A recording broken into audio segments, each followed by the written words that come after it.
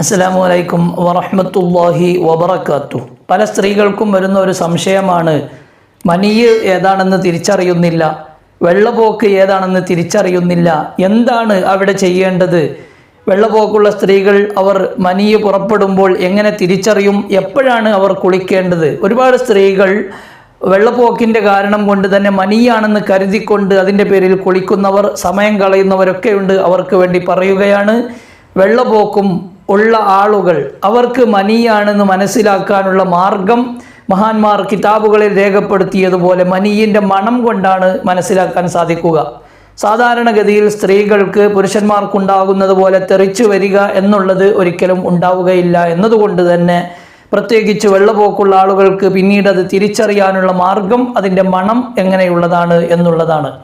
അപ്പോൾ വെള്ളപോക്ക് ഇല്ലാത്ത സ്ത്രീകളെ സംബന്ധിച്ചിടത്തോളം മനി പുറപ്പെടുമ്പോൾ അതിൻ്റെ ആ ഒരു നിർവൃതിയും അതുകൊണ്ടൊക്കെ മനസ്സിലാക്കാമെങ്കിലും വെള്ളപോക്കുള്ള ആളുകൾക്ക് ഇത് പുറപ്പെട്ടത് മനിയാണോ എന്ന് നോക്കാൻ വേണ്ടി ആ വരുന്ന ദ്രാവകം, കട്ടിയുള്ള ആ ദ്രാവകം അത് കോഴിമുട്ടയുടെ വെള്ളയുടെ മണമോ അല്ലെങ്കിൽ മാവിൻ്റെ മണമോ ഉണ്ടെങ്കിലാണ്, മൈദമാവിൻ്റെ മണമോ ഉണ്ടോ എന്ന് പരിശോധിച്ചുകൊണ്ടാണ് അത് മനസ്സിലാക്കേണ്ടത്. അല്ലാത്ത സ്ത്രീകളെക്കുറിച്ച് നമ്മൾ പറഞ്ഞു, അവർക്ക് മനിയാണ് എന്നുള്ളത് മനസ്സിലാക്കാൻ അല്ലാതെയും കഴിയും. വെള്ളപോക്കുള്ള ആളുകൾക്ക് നിത്യമായി ഈ ഒരു വെള്ളപ്പോക്കിൻ്റെ ദ്രാവകവും അതിനോട് തുല്യമായ മനിയും വരുന്നത് കൊണ്ട് തന്നെ അത് മനസ്സിലാക്കാനുള്ള മാർഗം വേറെ ഇല്ല എന്നതുകൊണ്ട് ഈ ഒരു തരത്തിൽ മനസ്സിലാക്കുകയും അങ്ങനെ ഒരു മണമുണ്ടെങ്കിൽ മാത്രം അവർ മനിയിൻ്റെ പേരിൽ കുളിക്കുകയും ചെയ്താൽ മതി എന്ന് സാന്ദർഭികമായി ഓർമ്മപ്പെടുത്തുകയാണ്.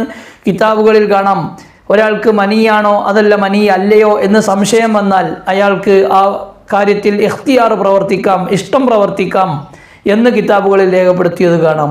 മനിയാണോ മതിയാണോ എന്ന സംശയം, അപ്പോൾ മനിയാണെന്ന നിലക്ക് കുളിക്കുകയും ആവാം, മതിയാണെന്ന നിലക്ക് കഴുകി വൃത്തിയാക്കുകയും ആവാം. വസ്വാസുള്ള ആളുകൾക്കൊക്കെ അത്തരം സന്ദർഭങ്ങളിൽ അത് മതിയാണെന്ന രൂപത്തിൽ കഴുകി വൃത്തിയാക്കാം, അല്ലെങ്കിൽ വെള്ളപോക്കാണെന്ന രൂപത്തിൽ കഴുകി വൃത്തിയാക്കിക്കൊണ്ട് മുന്നോട്ട് പോവുകയായിരിക്കും ഏറ്റവും ഉചിതമെന്ന് സാന്ദർഭികമായി ഓർമ്മപ്പെടുത്തുന്നു. അള്ളാഹു വെള്ളപോക്കിൻ്റെ അസുഖമുള്ള എല്ലാ ആളുകൾക്കും പരിപൂർണ ശിഫ നൽകി അനുഗ്രഹിക്കട്ടെ. വസ്വാസിൻ്റെ പേരിൽ ടെൻഷൻ അടിക്കുമ്പോൾ അത് കാരണമൊക്കെ വെള്ളപോക്കിൻ്റെ വിഷയങ്ങൾ വന്നേക്കാം. അതുകൊണ്ട് അത്തരം ചിന്തകൾ, ടെൻഷനുകൾ നമ്മുടെ ജീവിതത്തിൽ നിന്ന് മാറ്റണം.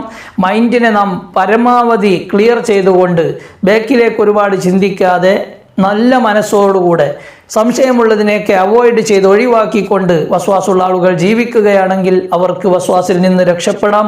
മറ്റു മാനസിക സമ്മർദ്ദങ്ങളിൽ നിന്ന്, ശാരീരികമായ അസുഖങ്ങളിൽ നിന്ന്, അസ്വസ്ഥതകളിൽ നിന്നൊക്കെ രക്ഷപ്പെടാൻ സാധിക്കും. അള്ളാഹു ഭാഗ്യം നൽകട്ടെ. ആമീൻ. അസ്സലാമു അലൈക്കും വറഹ്മത്തുള്ളാഹി വബറകാതുഹു.